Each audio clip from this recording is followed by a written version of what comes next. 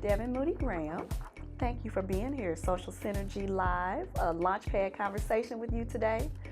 Now, Devon, we have been connecting over Facebook and social media for, I would say, the last month maybe? So to finally have you here today, I'm very excited about that. Thank you for having me. I'm excited too.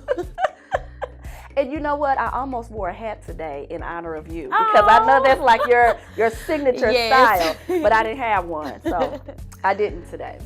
So Devon, tell us about your organization. You do work with young people, young entrepreneurs. So I want to learn more about what that is. Okay, so when I came back from undergrad, I was a part of junior achievement in middle school. And so I came back looking for a program like that to connect with because I knew that I was going to work in business. I wanted to go into consulting, and I also wanted to go into fashion. But I said, there's a need, and I looked and I tried to connect with junior achievement. There wasn't a program in East St. Louis anymore. So what I did was I just created my own program, and that was called Youth in Biz. And from there, I've been doing this for like the past 7 years, either career fairs, workshops in elementary, middle school, and high school.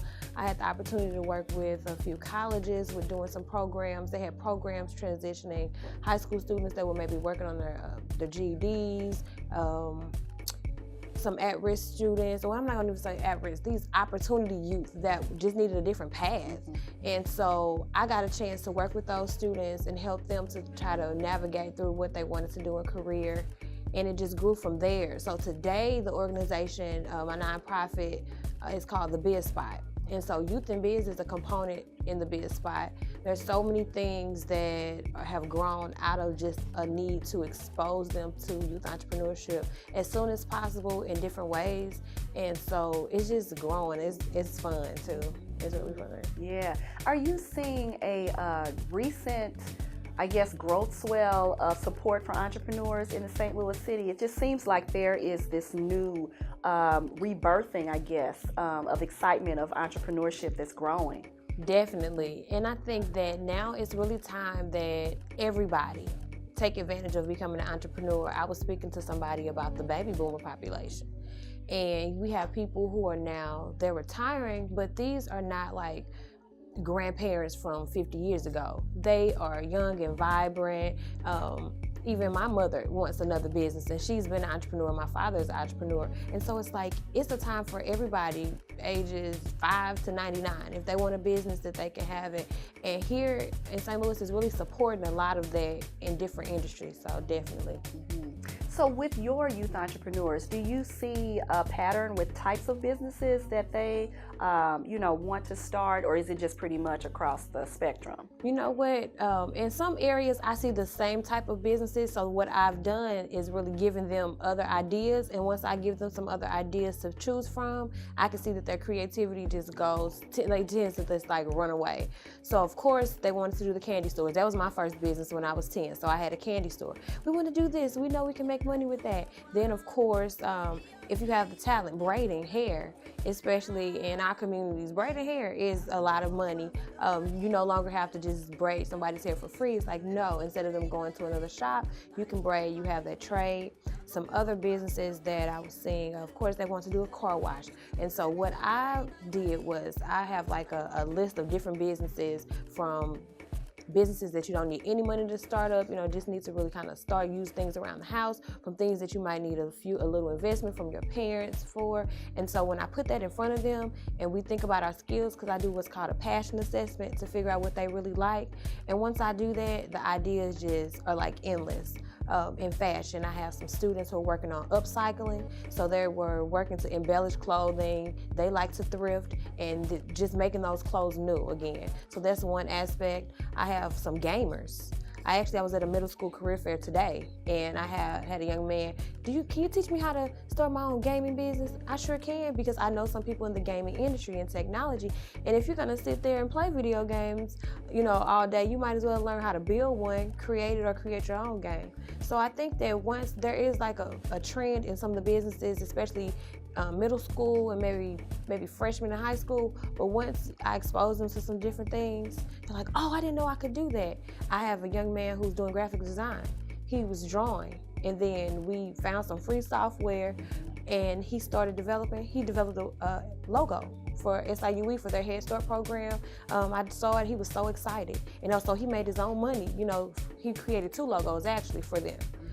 So once they see it, they do it. They see what's possible. Mm-hmm. Yeah.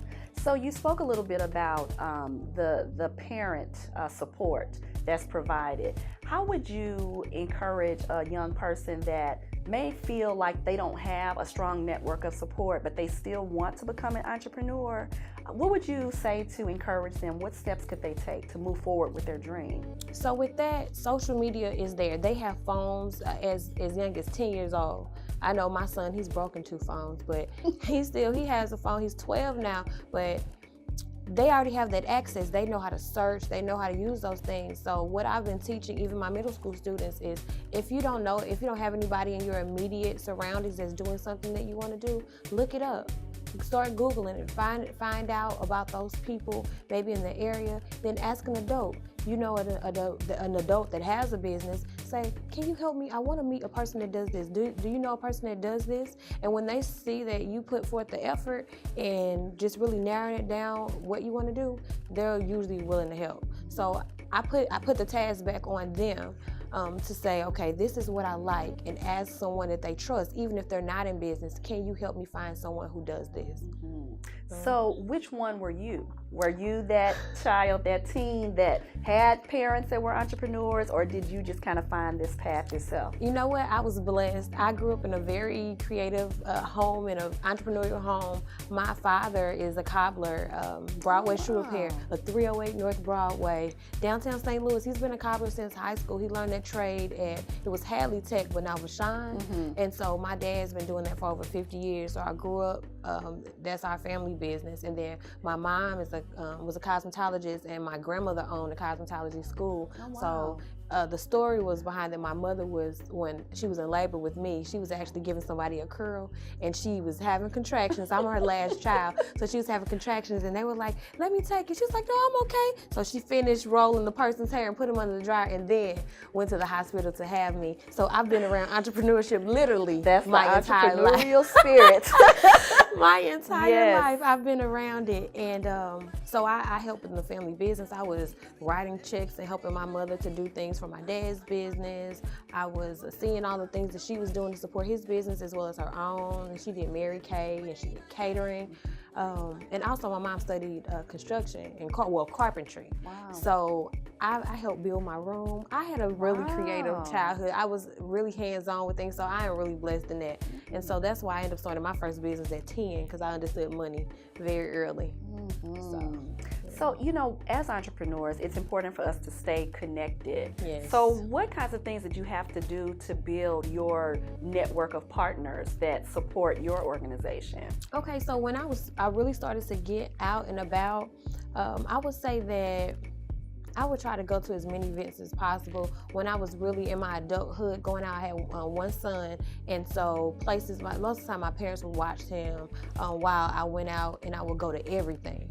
But then once I started to recognize things that I liked and groups of people that I wanted to be around, I would only go to those events. And then once I felt like I connected with resources, I created mutually beneficial relationships with them, then I would go on to another group and meet that group. So I think for me, it was about going to those groups and finding synergy, finding those partners that I wanted to connect with in those groups, and then moving on to the next group. So then once I moved on, it was like, oh yeah, I know someone who does that. You should connect with them. And so that started to build my network. And so I've kind of been known as a connector, because anytime I find resources, I'm passing it on, I'm passing opportunities on, because people did the same for me. Yeah. I just attended one of your workshops this week around, the value of interpersonal development and relationships. And, that's what we tell our Social Synergy members, you are your brand. Yes. And so you have to be able to connect with people. And when they are buying into your business, they're buying into you, and what you represent. Yes. So what advice would you have to new entrepreneurs that are making the decision to launch their business? Like, what would you say would be like the top 3 things that they need to think about as they make that decision? You know what? It's so funny. I was having a similar conversation. I would say the very first thing would be to be yourself. being your authentic self is like the best gift that you can give to yourself and to the world, because you don't have to fake it. You don't have to figure out the script. You are being your authentic self. And when I say that, sometimes people say, well, everybody has room for improvement. That's improving yourself is still your authentic self. It's you developing, learning more about yourself, and being true to who you're made to be. So I would say, be your authentic self. Figure out, those things that you really like and care about. Those are things that are part of your passion. So stay true to that. The second thing I would say, be around people who are doing things that you want to do, as well as people who maybe people who are doing things that are not so similar, but can still add to you. So having a diverse circle, a network of people, being your authentic self, having a diverse network. And thirdly, be prepared. Yes. Be prepared. And it doesn't always mean that you're always getting ready. I never forget not taking advantage of opportunities because I felt like I wasn't as prepared, but I was actually ready. It was just that fear. So knowing that you can always actually be prepared if you're ready to step into the moment. As they say, fake it till you make it. Yes. Yes. So I would say, be your authentic self. Have a diverse network of people, those doing things that you want to do, as well as things that you may not know a lot about. And thirdly, I'll say, fake it till you make it. That's good advice. That's good advice. I hear this quote that says, preparation is when you meet opportunity. And so you have to always be prepared and ready, because you just never know when that opportunity is going to cross your path. Right. So if parents or youth want to reach out to you and learn more about how to be a part of your organization, how can they reach you? Yes, so you can go to our website. It is thebizspotinc.org. That's THEBIZSPOTINC.org. You can find us on social media. We're on Instagram at The Biz Spot. We're on Twitter at The Biz Spot. And what other social media platforms? We're on Facebook.